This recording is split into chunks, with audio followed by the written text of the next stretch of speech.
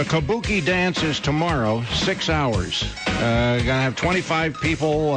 Going to have some Democrats, some Republicans, and the president all in a sweaty little room with sandwiches sent in, and they're going to come up with a plan, right? Let's find out about that. Congressman John Shimkus is with us, and good morning, Congressman. Good morning, John. It is great to be with you all again. So this meeting, I don't know where it's going to head, but Harry Reid said that the Republicans should stop crying about reconciliation as if it's never been done before. If the meeting at the Blair House doesn't work out and Democrats do this reconciliation thing, how's that going to work out? Well, I taught government history in high school, and I don't profess to be an expert in the process or the policies, but let me say a few things. When you go to schools, college kids always talk about the political elite.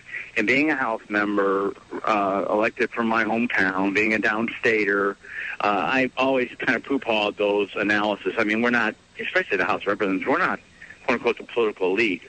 I'm changing my tune now. The way the Democrats, the liberal Democrats are running this government, they don't care what the public wants. The public has rejected moving in a huge takeover of health care in this country. They've rejected the House plan. They've rejected the Senate plan. All the polls show that. They would like us to start over with a clean sheet of paper. What they're doing with this sell-a-thon or this 6-hour TV infomercial is trying to set the stage for to take two bad bills, make even a worse bill, and as we say, there's things we can do which are market-based to address some of the problems, and we're not all in for their changes. They're gonna say we're just a party of no, and they're gonna move to reconciliation. The 11 pages is what they've been negotiating behind closed doors since Christmas, and that's the process by which they will then move the reconciliation bill. The part that stumps me is the tone deafness of this. The fact that it feels like the fiddling while Rome burned, the emperor fiddling while Rome burned. Everybody is emphasizing jobs, jobs, jobs. This is costing our society big. And now they propose $1 trillion, perhaps far more expensive health care overhaul, this giant overhaul. It's like they simply don't grasp what the nation wants them to focus on. We were ratcheting down our budgets. And this healthcare, and when I said on the floor yesterday in my 1-minute speech, I said, our focus should be on jobs and the economy, and the first thing we should do is do no harm. When we have additional uncertainty out there, which raises risk, which raises the cost of borrowing capital, then we don't create jobs. People aren't going to hire folks. In fact, the health care bill is the uncertainty and the new taxes do the opposite. It's going to destroy jobs. The cap and trade destroys jobs. They are tone deaf, and that's where I go to this whole debate that they are the political elite who are disregarding the will of the public right now. And I think they're willing to sacrifice a lot of their members. One, and I think they're going to run themselves out of the majority if they continue to pursue this line of course of action. Well, there are people who say there are two choices if you're thinking what's going to happen at this summit. Well, one, Democrats are hoping that the bipartisan summit meeting will somehow be a game changer and give health care reform new momentum. Or it could be that Democrats are just trying to show the unions and other supporters that the Democratic leadership is making the maximum effort, giving it the best possible try, and they're going down fighting. Well, I don't know what your opinion is, and I'd be interested to hear about the president's appearance before us in Baltimore. I think even though a couple days after polling didn't show any movement on him, I think they thought that was very, very successful. We thought there was success because the president admitted that we have good ideas. He has read some of them, and that there's actually bills presented that would address some of the problems that we both agree upon. So at last you were having a conversation about these things.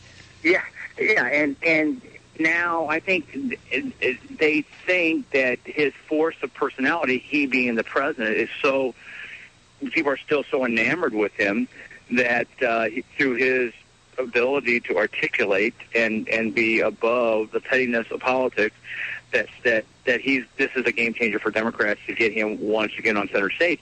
I think people have lost faith and trust in this guy. I think he's squandered his opportunity, and no one trusts anybody from Washington. They don't trust the president. They don't trust the Democratic congressional leadership. You know what? They don't trust Republicans that much. But we're just the default. We're just the default party right now of saying we've got to change something. All right, Congressman John Shimkus, why did you decide to attend the Toyota hearings? Well, I used to be the chairman of actually the ranking member of the Oversight Investigation. It's an important role that we do. And every time that I was ranking member, we have to follow the facts. And we need to make sure that there's transparency in the process.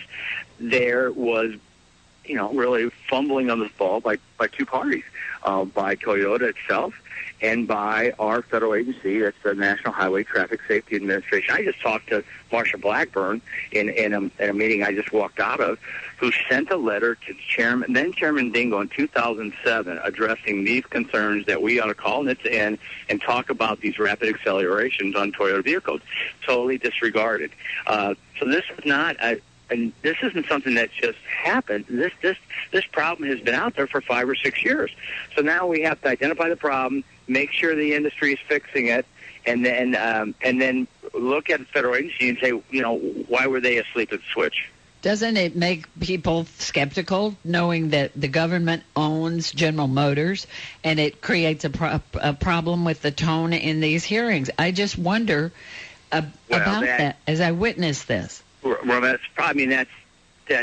a great point to be made. Another member of Congress raised that. And how can we now be objective in oversight hearings when we're have ownership positions in U.S. companies? That's right. So you could say, we're just using that to bolster our assets. And you're going to cost us jobs with all this kind of attack. Yeah, no, and that's fair, and that's why we shouldn't have done it. That's why I voted no. The federal government should not have ownership positions in corporate America, period. John Shimkus, always a pleasure to talk to you. This looks like a pivotal week on the Hill. Yeah. Thank you for joining us this morning. Thank you. All right, thanks for what you do. Bye.